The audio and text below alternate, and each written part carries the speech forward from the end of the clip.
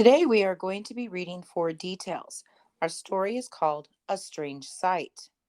You are reading for details. Read the passage and then answer the questions with the best answer.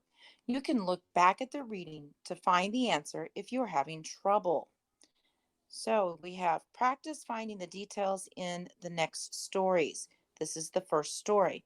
Look back at each story to answer the 5 questions that follow it. Now, we have our 5 questions. There's this page and then there is a second page. So you are going to read this passage, then you are going to answer these 5 questions and the question on the next page. And it says to choose the best answer.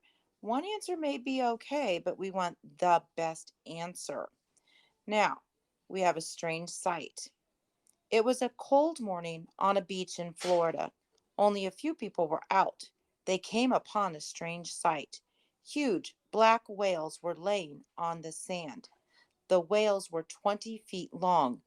They almost covered the beach. So we have our first question.